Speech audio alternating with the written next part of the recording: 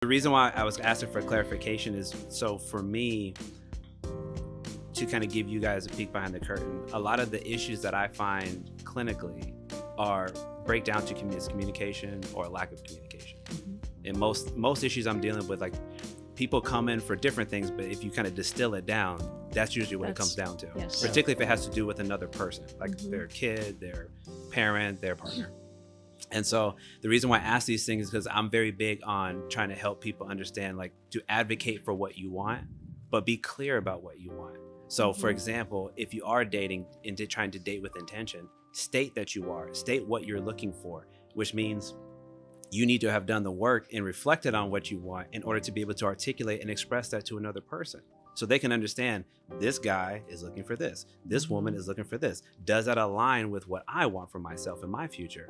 So that hopefully, as we continue to engage with each other, we know very quickly, are we compatible or not? Not just physically, because that's the easiest one to figure out, like you're attractive. Beyond that, the stuff that helps people stay together. Do we want, I use the term like, once you're in a relationship, a shared family vision, where I know, for example, and we'll get to it in a moment, I want X amount of children. I would like around the same. I would like to be the primary person working. I would like to be the primary person taking care of the children, or we want to have split roles and split responsibility, right? I say all that because a lot of the stuff that I see is like the reactive nature of, we already got in the relationship, we already got in the marriage, now we're trying to figure things out. But a lot of it probably could have been avoided had we discussed a lot of these things ahead of time. You follow what I mean? So I think it's beautiful for you two that these conversations over those 4 years and some change, it just kind of happened, right? The reason why I'm asking you in this intentional way is because I find that a lot of people, it doesn't naturally happen. Number one, I think it's because it's happening too quickly. And then number two, I think is that people aren't fully aware of what they want, so then they naturally don't speak about it.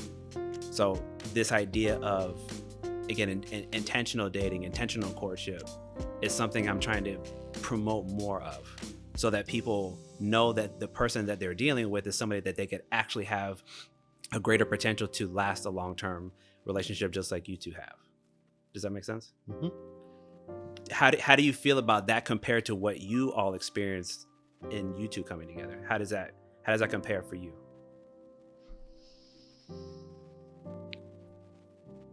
I mean, I think when we first got together, we weren't thinking of those types of questions, longevity and where are we going to be 5 years from now? It was more of, we're in the moment. Let's share time together. Let's have fun together. Let's do things together.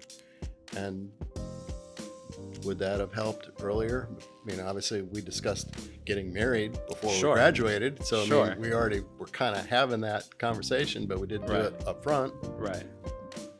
And I would think at 19 years old, maybe that's a little bit too early to be thinking of that. Sure. It may be different if I was, 23 or 24 and just starting out. But back then, you're new at college. What is college? You're not at home. Your parents aren't there. You can, be wild or not wild. You can go to class, not go to class. It's like it's a completely different environment, and you're learning as you go. Right.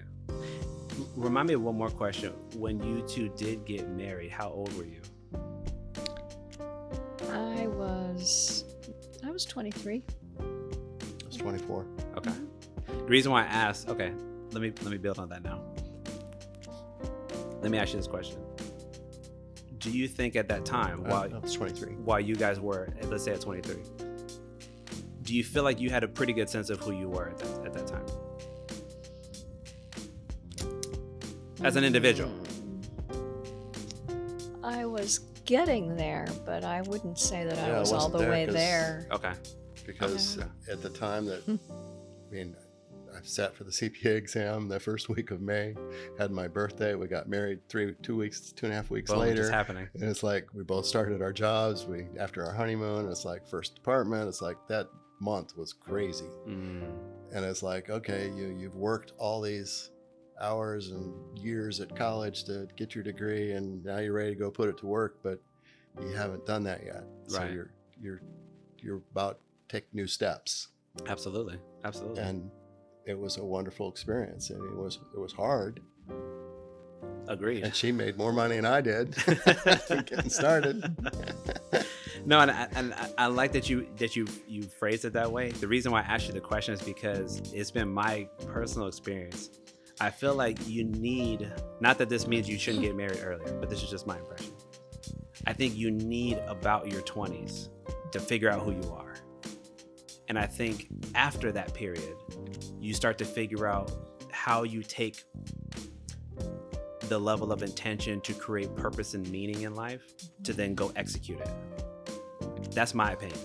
You guys don't have to agree with that. But that's why I asked you, like, did you feel like you knew yourself? Because if I fast forwarded you to like 2023, so today's time, a lot of people would say that's too young.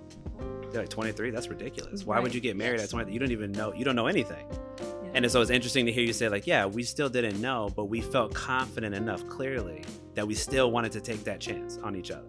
Well, and back in my high school, there were many of my friends that had gotten married at 18 and 19. Right after high school right graduation. After high school, and right. Some of them they went to college, finished, some didn't, and it's like, you know, we were late, right?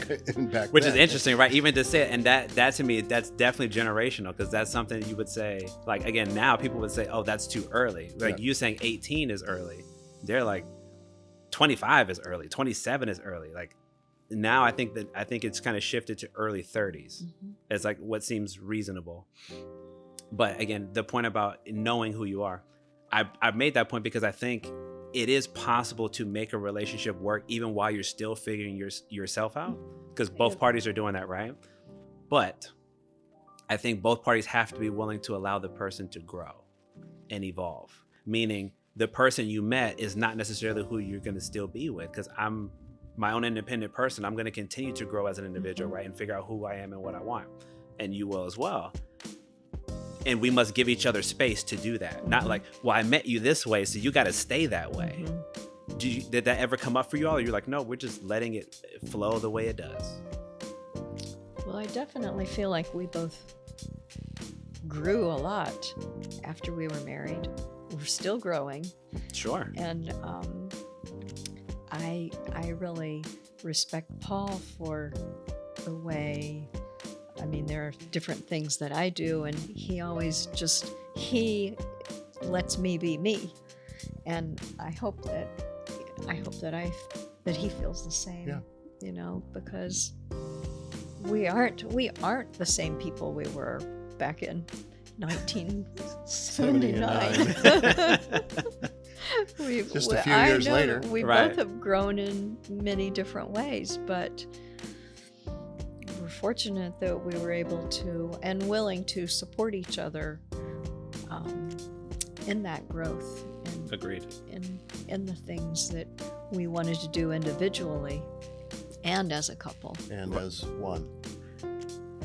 I need to say that again. Wait, actually, no, I need you to say that again. Say that last part you just said again. That we both grew, we've grown over these years, both individually and as a couple. Right.